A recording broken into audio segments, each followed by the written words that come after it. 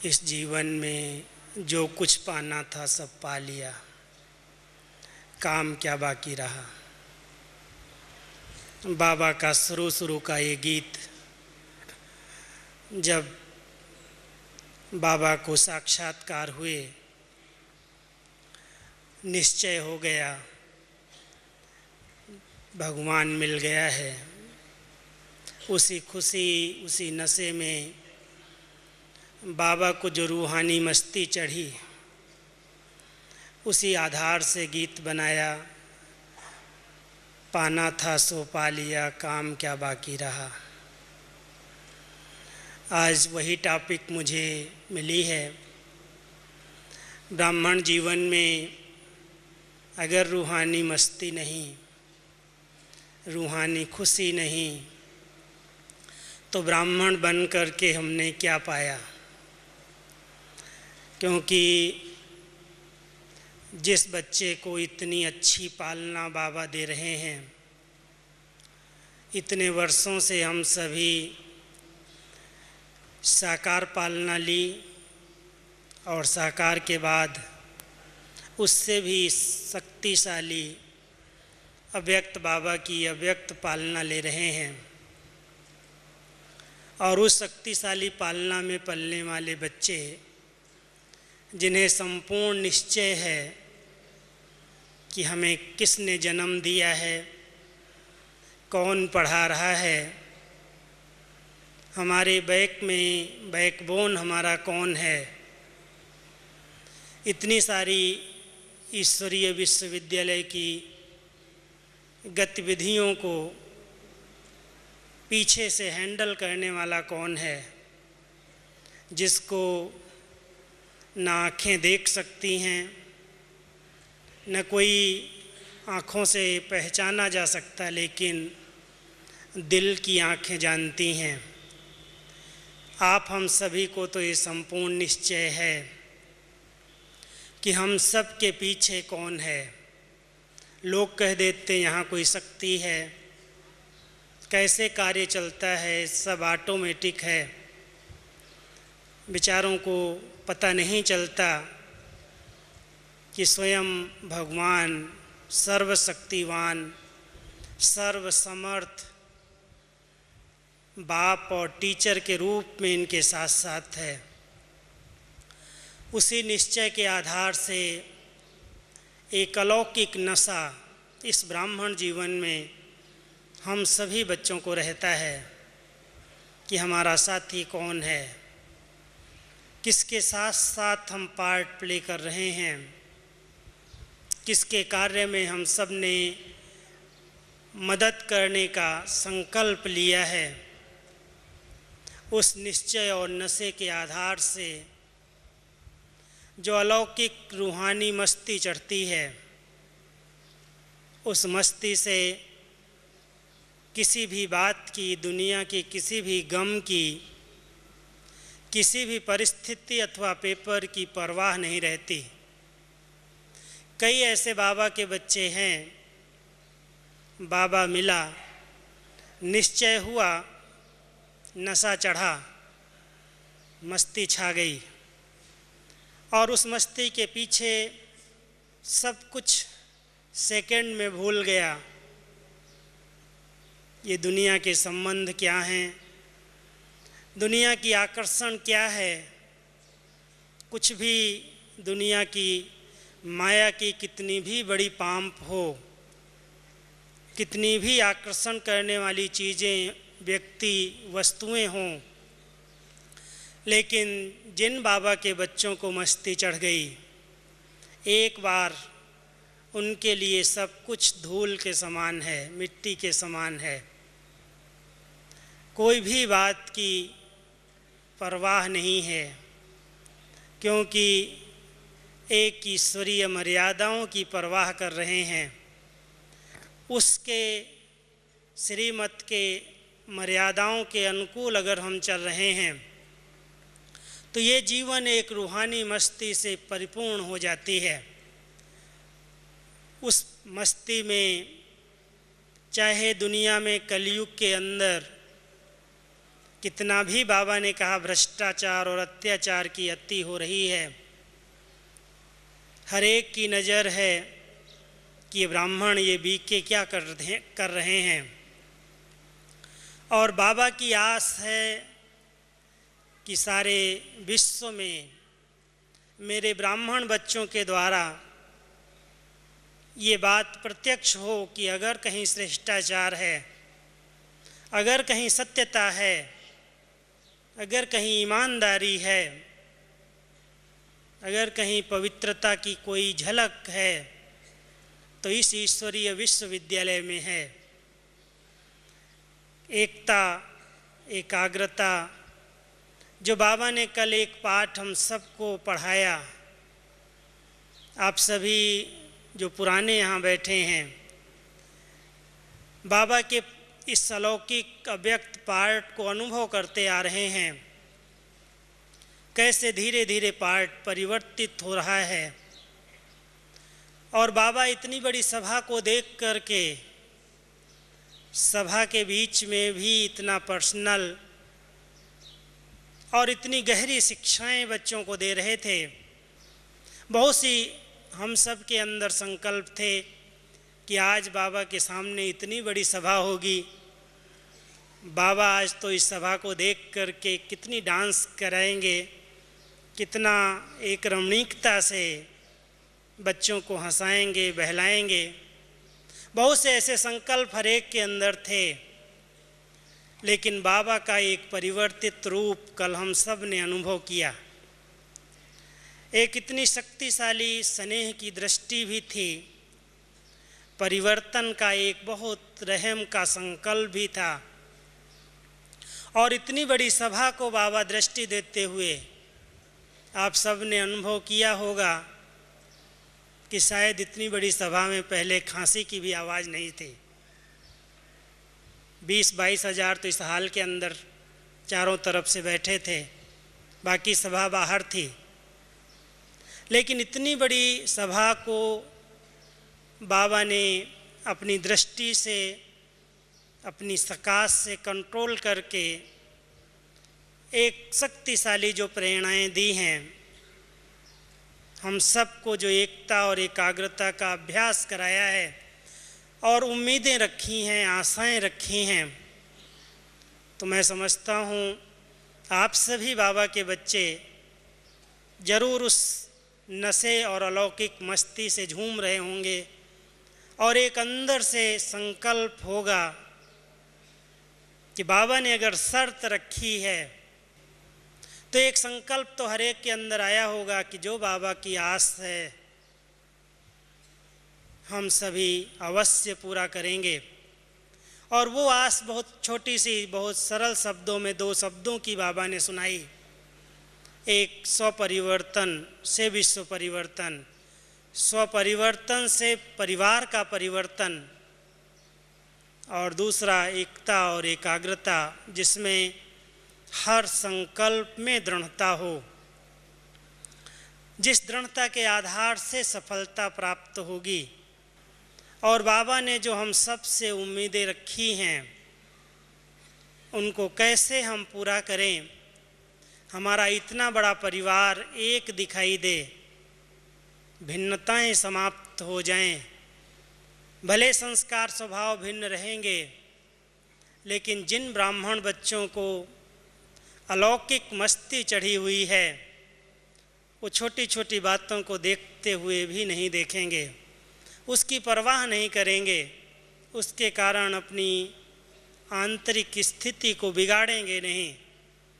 बाबा की आस जो है कि एक बाबा के बच्चे एक हैं, ऐसा एकता का नारा बुलंद हो। कई बार समाचार सुनने को मिलते हैं, एक स्थान पर एक बाबा के बच्चों का केंद्र, बाबा का केंद्र, और केवल एक मैंपन के कारण, अहम के कारण 2 पार्टियां दिखाई देती हैं।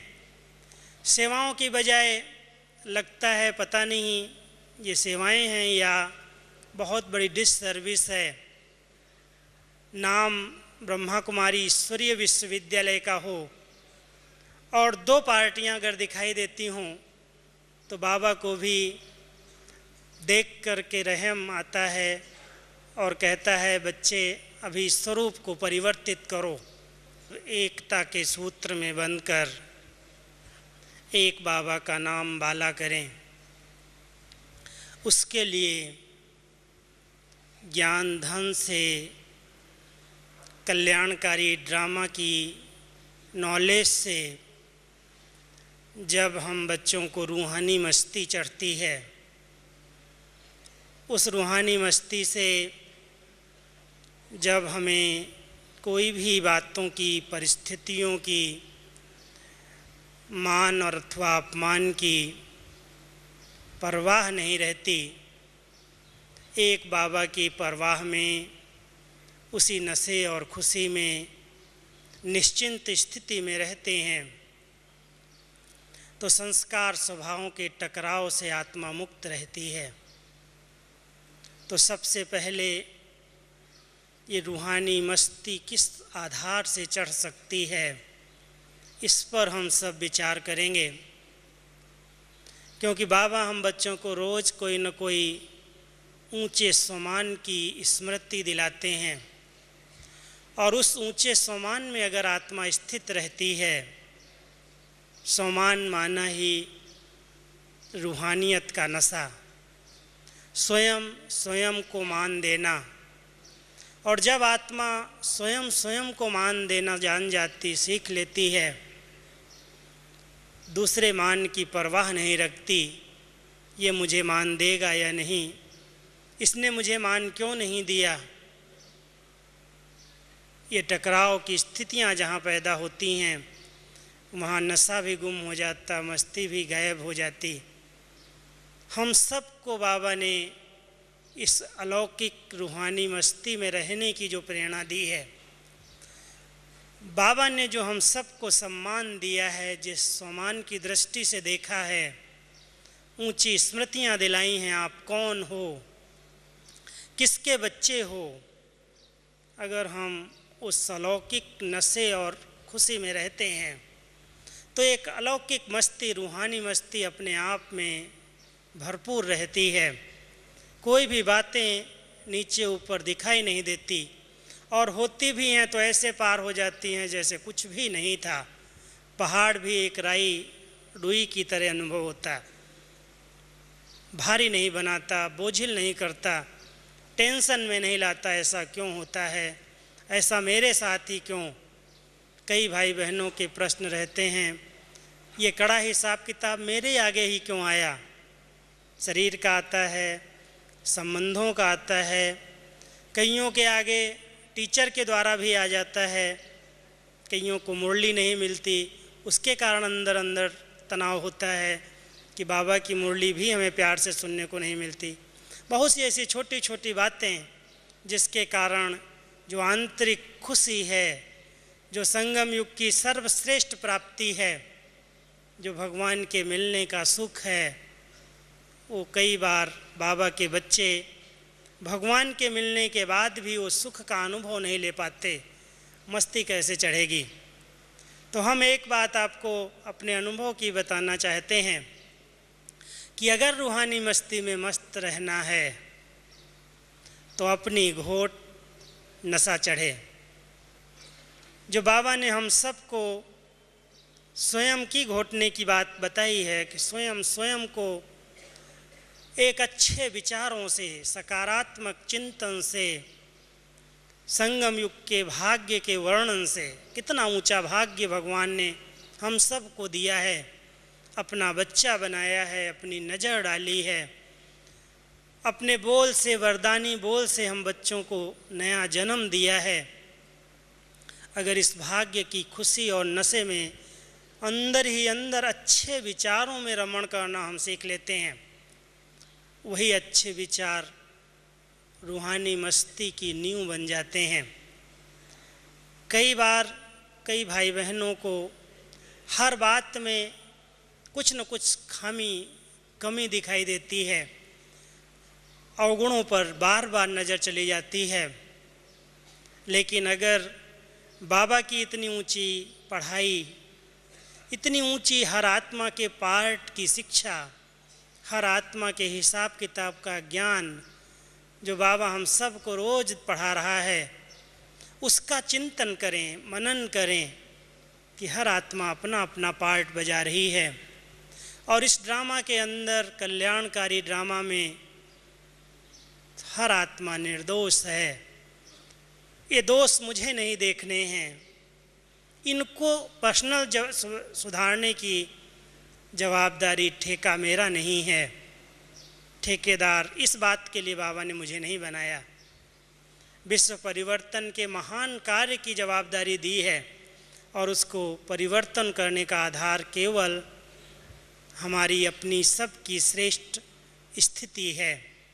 अच्छी स्थिति के द्वारा, अच्छे वाइब्रेशन के द्वारा, अच्छे चिंतन के द्वारा, जब पहले स्वयं का परिवर्तन हो, स्वयं के संस्कार बदलें, स्वयं के अंदर जो छोटी मोटी कमियां, कमजोरियां हैं, जिनके कारण रुकावटें हैं, जिनके कारण हम आगे नहीं बढ़ पा रहे हैं, जो संस्कार हमारे रूप, कोई न कोई रूप में हमारे आगे बाधा बन जाते हैं, रुकावट डाल देते हैं, अगर हम सभी फोकस केवल उस बात पर करें जो बाबा ने कल कहा कि तुम लोग दूसरों को कहते हो, दूसरों की तरफ उंगली करते हो कि इसके अंदर ये कमी है, तो 4 अंगुलियां आपकी तरफ अपनी ओर आती हैं। बाबा ने एक्शन करके दिखाया। आपको बाबा के एक्शन दिखाई दे रहे थे पीछे तक या नहीं, लेकिन टीवी में तो सभी देख रहे होंगे कि बाबा कैसे एक्शन करके बता रहे हैं कि कैसे बच्चे दूसरों पर नज़र डालते हैं, अपनी 4 कमियां नहीं दिखाई देती और दूसरे की एक कमी वर्णन करते हैं, उससे वायुमंडल को भारी बना देते हैं। मस्ती का वायुमंडल समाप्त हो जाता है। ब्राह्मण जीवन की वो खुशियाँ, वो लहरें, वो प्राप्तियाँ गुम हो जाती हैं। तो हम सभी पहला एक ध्यान दें, हर एक, अगर बाबा का बच्चा रूहानी मस्ती में रहना चाहता है तो जैसे ब्रह्मा बाबा को रूहानी मस्ती चढ़ी और यही गीत गाया, पाना था सो पा लिया, काम क्या बाकी रहा, जिसकी परवाह थी वो मिल गया, इसलिए उस परवाह में रहना है, उस नशे में रहना है, कोई बात की परवाह नहीं करनी। उसके आधार से बाबा को मस्ती चढ़ी और मस्ती ने सब कुछ त्याग करा दिया। इतना बड़ा बिजनेस, इतने सब संबंध, इतना सब लेन देन, इतने हिसाब किताब, मैं समझता हूँ बाबा की उस रूहानी मस्ती से कौन मिला है, क्या बनने वाला हूँ। बाबा ने साक्षात्कार कराया, नशा चढ़ा और सबको जैसे ठोकर लग गई, कुछ भी बाबा को दिखाई नहीं दिया। हीरे जवाहरात का बिजनेस भी बाबा को लगने लगा ये तो कौड़ियों का बिजनेस है, धूल मिट्टी जैसा दिखने लगा। वो रूहानी मस्ती थी बाबा की और उसी मस्ती से सब कुछ छोड़ दिया, कोई भी चीज़ की चिंता परवाह नहीं की। कौन खिलाएगा, क्या होगा, कैसे चलेगा यज्ञ, बाबा को किसी भी बात की चिंता नहीं रही, क्योंकि निश्चय संपूर्ण था। तो हम सभी बाबा के बच्चे, बाबा ने हम सबको बैलेंस सिखाया है, बैलेंस का ज्ञान दिया है, लेकिन बैलेंस किस चीज़ का चाहिए। रूहानी मस्ती तो अपनी अलौकिक है, उसमें कोई किसी चीज़ का बैलेंस नहीं आता। वो ऐसी मस्ती है जिस मस्ती में सब कुछ भूल जाता है, एक बाबा की नज़रों के सामने रहता है। तो मैं सोच रहा था कि एक है अपनी घोट तो नशा चढ़े और दूसरा है एक बल, एक भरोसा, एक में संपूर्ण विश्वास है हम सबको कि हमारा साथी कौन है, किसके साथ हम आत्माएं इस संगम युग पर कंबाइंड हैं। रहता है आप सबको नशा कि हमारे साथ कंबाइंड कौन है, और अगर ये नशा रहता है, शिव शक्ति हैं, हम महावीर हैं, पांडव हैं, पांडवपति हमारे साथ है, बाबा हमारे साथ साथ है। इस साकार नयनों से भले नहीं दिखाई देता है, लेकिन अगर आत्मा सत्य स्वरूप में स्थित है, अपने वास्तविक स्वरूप में स्थित है, तो बाबा के साथ हर दम अनुभव करती, हर पल अनुभव करती है कि बाबा मेरे साथ साथ है। और उस साथ की खुशी से, एक में संपूर्ण भरोसा, एक बल के आधार से, भले कोई भी तमोगुणी दुनिया का कैसा भी वायुमंडल हो, कैसा भी कड़ा पेपर हो, कैसे भी कड़े बंधन हो, वो बंधन अपने आप समाप्त हो जाते हैं और आत्मा फ्लाई का अनुभव करती है। जो कल बाबा ने कहा, हाय हाय समाप्त हो जाती है। वाह वाह के गीत निकलते हैं अंदर से, हाय नहीं, किसी भी बात में हाय नहीं आता। हाय ऐसा क्यों हुआ, हाय ऐसा नहीं होना चाहिए। बाबा ने इस शब्दों को परिवर्तित कर दिया। तो रूहानी मस्ती में रहने वाली आत्मा के मुख से संकल्प में भी हाय मेरे साथ ऐसा क्यों, ये शब्द भी नहीं आ सकते, बोल भी नहीं निकल सकते। एक रूहानी मस्ती है, वाह बाबा मिल गया, बाकी क्या चाहिए, किस चीज़ की परवाह है, सब कुछ बाबा अपने आप देगा। लेकिन मर्यादाओं का बैलेंस जरूर है, क्योंकि ईश्वरीय मर्यादाओं की लकीर में बाबा ने हम सबको बांधा है। अगर वो लकीर से बाहर जाते हैं तो शोक वाटिका का अनुभव करना पड़ता है, दुख का अनुभव करना पड़ता है, साथ की मस्ती समाप्त हो जाती है। जो सीता को एक साथ की मस्ती थी, राम के साथ थी, भले वनवास में थी, लेकिन जब मर्यादा की लकीर का उल्लंघन हुआ, अंगूठा ही बाहर निकला, तो शोक वाटिका का अनुभव हो गया, सब कुछ भुला दिया साथ को। हम सभी भी ईश्वरीय मर्यादाओं के बंधन में बंद करके रहते हैं। तो एक बल, एक भरोसा है, एक अपनी घोट, अपना अलौकिक नशा है, अपना श्रेष्ठ सकारात्मक अच्छा चिंतन है, और संपूर्ण बाबा और ड्रामा में निश्चय है। ड्रामा बहुत बहुत कल्याणकारी है। इस कल्याणकारी युग में, इस कल्याणकारी समय में कुछ भी हो जाए, मुझ आत्मा का कल्याण नहीं हो सकता, क्योंकि मेरा साथी स्वयं भगवान है, स्वयं सर्वशक्तिवान है। अगर इस निश्चय से, इस नशे से हम रहते हैं, तो हमारी चलन से, हमारे बोल से, हमारे नयनों से वो रूहानियत की मस्ती, वो बेपरवाही का नशा, किसको किसी बात का परवाह, किसी बात का गम नहीं है। भले बाबा के बच्चे ज्ञान मार्ग में आते हैं, कई बार पेपर आते हैं उनके सामने, बिजनेस में दिवाला हो जाता है, बहुत बड़े बड़े घाटे पड़ जाते हैं। लोग कहने लगते हैं, अरे तुम ब्रह्मा कुमारियों के पास गए इसलिए ऐसा हुआ, तुमने भक्ति छोड़ी इसलिए ऐसा हुआ।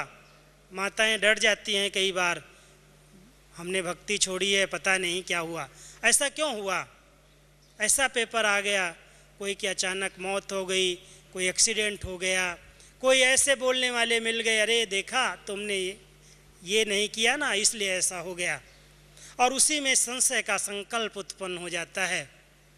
आपको एक स्लोगन मैं सुनाता हूँ, बाबा का एक बहुत सुंदर स्लोगन है कि अगर कहीं संशय का संकल्प भी उत्पन्न होता है, शंका पैदा हो जाती है, तो जहाँ शंका है वहाँ शांति नहीं हो सकती।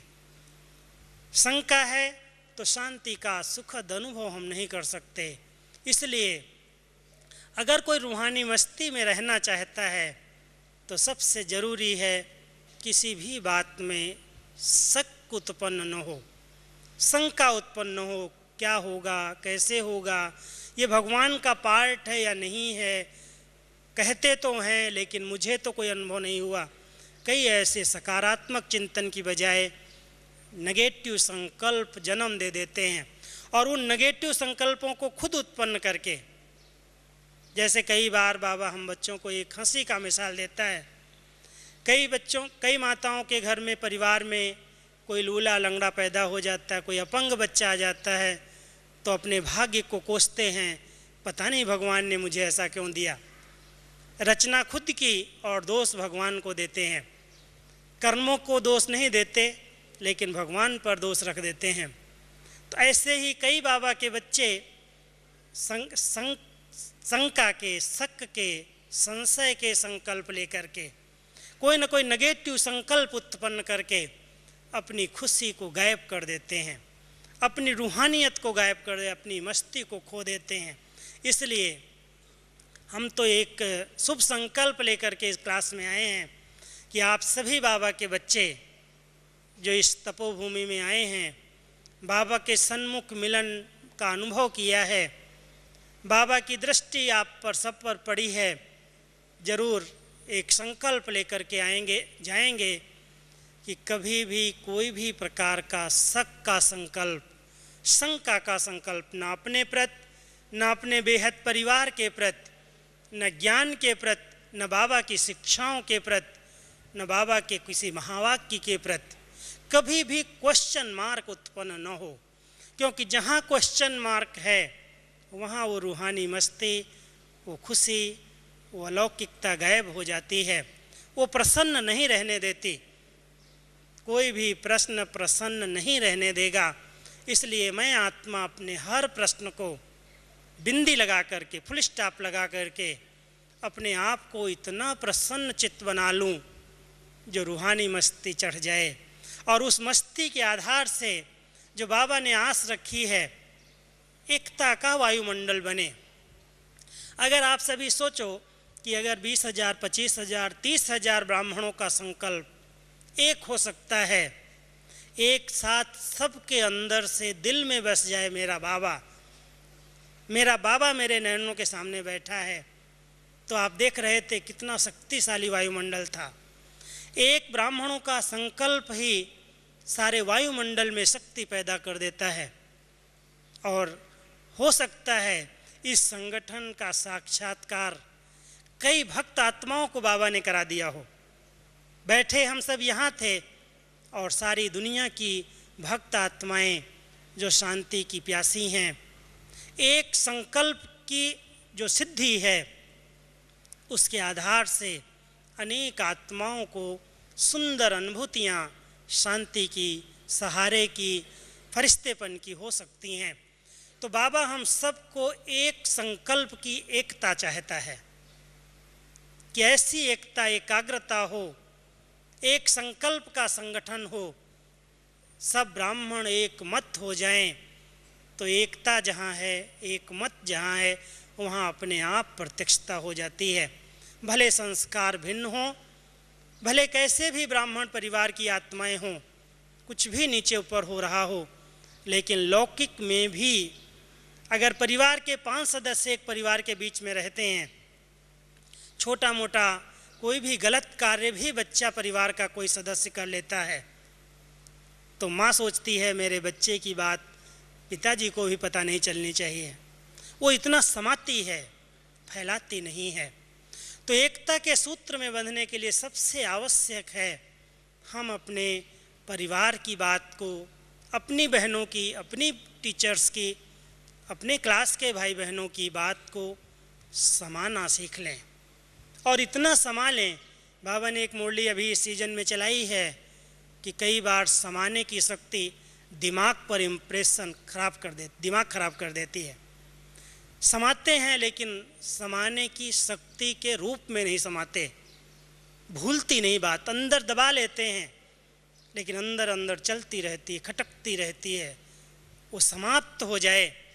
जैसे सागर में कोई चीज़ डालते हैं तो वो अंदर रखता नहीं है लेकिन फेंक देता है बाहर, समा लेता है लेकिन अंदर रख करके किसी को देता नहीं, कीचड़ देता है, हीरे मोती रतन।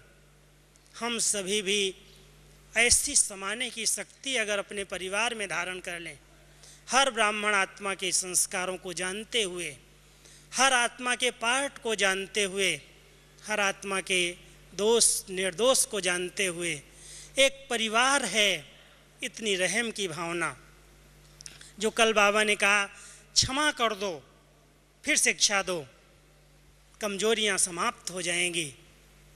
एक बाबा का एक बहुत प्यारा ये शब्द था कि भले क्लासेस कराते हो, बाहर वालों से मिलते हो, उसमें शिक्षा का रूप हो, बाबा की शिक्षाएं आप डायरेक्ट सुनाओ, लेकिन अपने परिवार के अंदर किसी भी ब्राह्मण आत्मा को उसकी कमजोरियां दिखा करके उसे शिक्षा नहीं दो। पहले उनकी कमियों को, उनके संस्कारों को समाओ, तब एकता का वायुमंडल बनेगा। क्षमा करो, और क्षमा करेंगे तो वो आत्मा आपके आगे झुकेगी, आपका एहसान मानेगी, आपकी हर बात, हर आज्ञा को दिल से स्वीकार कर लेगी। तो बाबा जैसे हम सभी बच्चों की हर बात को क्षमा कर देता है। बच्चे हैं। और मैं तो एक बात कह रहा था आज एक भाई से, इतने वर्षों से बाबा कितना प्यार से क्षमा करते हुए शिक्षाएं दे रहा है। पिछले साल भी मुरलियाँ चलाई थी और कहा था अगर बच्चे 6 मास का रिजल्ट बाबा देखेगा और अगर आधा परिवर्तन आया तो बाबा आएगा। बाबा ने क्षमा कर दिया, परिवर्तन आया या नहीं आया रिजल्ट भी नहीं पूछी, और इस बार कह दिया है कि पूरा परिवर्तन 6 मास में बाबा देखेगा, फिर आएगा। क्षमा करता आ रहा है इतने वर्षों से, क्षमा का सागर, रहम का सागर बाबा। तो हम सभी भी बाबा के समान बनना चाहते हैं। तो इस एकता के लिए, ब्राह्मण परिवार को एक सूत्र में बांधने के लिए सबसे आवश्यक है हर आत्मा के दोषों को भी अगर देख लेते, दिखाई भी देते हैं, कोई कमी, कोई संस्कार भी दिखाई देता है, क्षमा करते चलें। बाबा है, सबको अपने आप ठीक करेगा। समय पर हर आत्मा अपने आप को रियलाइज़ करेगी। मैं आत्मा उससे निर्दोष दृष्टि से देखकर अपनी रहम की भावनाओं से अच्छे शुभ संकल्पों का दान दूं। हम सब का फर्ज है, अगर मेरे अंदर शक्ति है, हम समझते हैं कि मैं आत्मा बहुत अच्छी श्रेष्ठ स्थिति में रहती हूँ, अभिमान नहीं है, नशा नहीं है, लेकिन हमारी अच्छी स्थिति का अच्छा वाइब्रेशन जरूर जाना चाहिए। कई लोग कहते हैं मैं सत्य हूँ इसलिए मैं समा नहीं सकता, टकराव पैदा कर देते हैं। लेकिन जहाँ सत्यता है, बाबा ने कई बार अंडरलाइन कराई है, जहाँ सत्यता है वहाँ सभ्यता आवश्यक है। सभ्यता संपन्न बोल, मधुर बोल एकता का सूत्र मजबूत कर देते हैं। और एक बहुत ज़रूरी बात है, एक दूसरे में विश्वास। कुछ दिन पहले एक दादी जानकी ने हम सब का क्लास कराया था, पर्सनल कुछ लोगों के साथ बैठी थी, बोलने लगी अच्छा आप सभी विचार करना, मैं एक विषय आपको देती हूँ, आप सब भी सोचना। शायद अभी क्लास उस पर दादी ने न कराया हो। दादी ने हम सबको एक टॉपिक दिया, भावना, विश्वास और निश्चय। भावना, विश्वास और निश्चय, तीनों में क्या अंतर है, कैसे हम इसको अपने अंदर चेक कर सकते हैं। क्योंकि भावनाएं भी परिवार के अंदर आवश्यक हैं। भोग में भावना है, ब्रह्मा भोजन में भावना है, बाबा की मुरली में भावना है, परिवार में भावना है, और भावना के प्यार के बंधन में हम सब बंधे हैं। कईयों की भावनाएं टूटती हैं, कमियां देखते हैं, भावनाएं कम हो जाती हैं। दूर लगते हैं तो बहुत अच्छे लगते हैं, और समीप आते हैं कुछ दिखाई देता है तो कहते हैं अरे ये क्या, मैं तो कितनी भावना से आया था, मैं तो क्या समझता था। और भावनाओं में कमी आ जाती है। भावनाओं में कमी आती है, भगवान में विश्वास भी कम हो जाता है। और जहाँ विश्वास ही नहीं रहा, वहाँ एक निश्चय का बल और रूहानी मस्ती कहाँ से आ सकती है, और नशा कैसे चढ़ सकता है। इसलिए भावनाएं कभी कम न हो। जो बाबा के ज्ञान के प्रति, भक्ति के अंदर जो भावनाएं थी, आप सभी चेक करना, बाबा का बनने के बाद उन भावनाओं में कमी तो नहीं आ गई, वो भावनाएं और बढ़ी हैं या कम हो गई। क्योंकि भावनाएं अगर कम हो गई तो अंदर का प्यार नहीं रहेगा, दिल का प्यार नहीं रहेगा, और दिल का प्यार नहीं है तो रूहानी मस्ती नहीं रह सकती। बाबा से दिल का प्यार वो भावनाओं के आधार से आता है। अरे भगवान मेरे आगे बैठा, भावना है ना, दिखाई तो नहीं दिया, बैठी तो दादी थी, बाबा आया, प्रवेश हुआ, दृष्टि दी, सबको अपने बोल सुनाए, और शायद कईयों को लगा होगा पता नहीं बाबा आया या नहीं आया, लेकिन एक भावना का एक संकल्प, और उस भावना के आधार से कईयों को बहुत अच्छे अच्छे अनुभव हुए। दूर बैठे भी कई अनुभव कर रहे थे, कैसे बाबा ने प्रवेश किया, कैसे बाबा की दृष्टि खुली, कैसे जैसे ज्ञान सूर्य मेरे सामने आ गया। तो वो भावना का भाड़ा जरूर मिलता है, वो निश्चय भी है कि भगवान का ही पाठ चल सकता है। इतनी सभा को एकदम निश्चिंत कर देना, एकदम अचल अडोल बना देना, एक सर्वशक्तिवान की शक्ति है, ऑलमाइटी की शक्ति है। तो वो निश्चय एक मस्ती चढ़ा देता है। तो हम सभी अगर उस रूहानी मस्ती में रहेंगे, अलौकिक मस्ती होगी, तो ये चाहे संस्कार हो, चाहे माया का कोई भी बड़ा विकराल रूप हो, चाहे प्रकृति के पांचों तत्व अपने बहुत विकराल रूप में सामना करने के लिए आए, या संबंधों के द्वारा टकराव हों, व्यक्तियों के द्वारा हों, लेकिन किसी भी परिस्थिति में आत्मा हिल नहीं सकती, क्योंकि वो मस्ती हर बात को सहज पार करा देती है। बहुत सहज, ऐसे लगता है जैसे सूली से कांटा हो गया, सहज ही खत्म हो गई, बात समाप्त हो गई। तो हम सभी बाबा के बच्चे एक रूहानी मस्ती में रहें, तो ये मस्ती एकता का भी वायुमंडल बनाएगी। और ज़रूरी है वर्तमान समय के हिसाब से, क्योंकि हम सब के लिए एक बहुत बड़ी चैलेंज की सेवा सामने आने वाली है। जब हम वाणी द्वारा सेवा नहीं कर सकेंगे, मनसा द्वारा सेवा करनी होगी, लेकिन वो मनसा इतनी एकाग्र हो, जो कल बाबा ने ड्रिल कराई थी, 1 सेकंड में मन के संकल्पों को ब्रेक दे दो, स्टॉप कर लो। कई बार बाबा कहते परम धाम की ओर अपने संकल्पों को ले जाओ, और उस घर में बिठाकर एकाग्रता के अभ्यास से सारे विश्व को सकाश दो। तो हम अगर ये अभ्यास कर लें, क्योंकि मन की एकाग्रता बहुत बड़ी शक्तियों को जन्म देती है, बहुत सी शक्तियाँ उससे जन्म लेती हैं, और एक स्थान पर बैठे हुए अनेक आत्माओं तक हम अपनी सकाश दे सकते हैं, चेंज कर सकते हैं। और कई प्रयोग इस पर चल रहे हैं, कैसे हम अपनी बीमारियों पर, अन्य आत्माओं की बीमारियों पर, अनेक आत्माओं की समस्याओं पर एक प्रयोग करें अपनी मन की सूक्ष्म शक्तियों का। लेकिन वो सूक्ष्म शक्तियाँ जमा कैसे होंगी, उसके लिए आवश्यक है मन और बुद्धि की एकाग्रता, और एकाग्रता का आधार है स्वच्छता। किसी भी प्रकार की अशुद्धि नहीं चाहिए, अस्वच्छता नहीं चाहिए, कोई भी प्रकार का मैल नहीं चाहिए।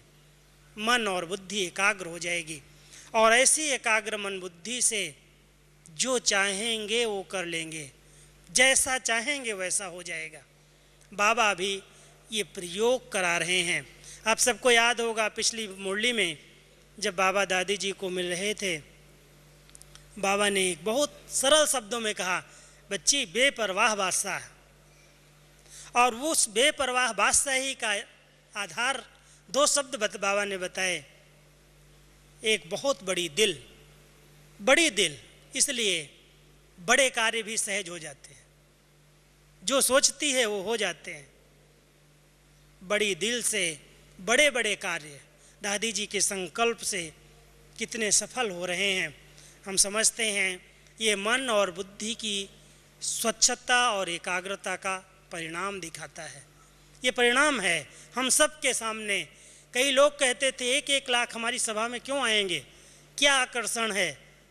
और दादी जी ने कहा और आप सब ने देखा, 1 साल के अंदर कितने बड़े बड़े प्रोग्राम सभी बड़े स्थानों पर हुए हैं, और इस साल भी होने वाले हैं।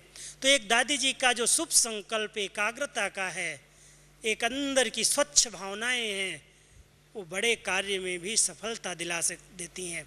तो हम सभी इस अभ्यास को जितना बढ़ा सकें, क्योंकि अभी इस शक्तियों को प्रयोग करने की ज़रूरत है शक्ति।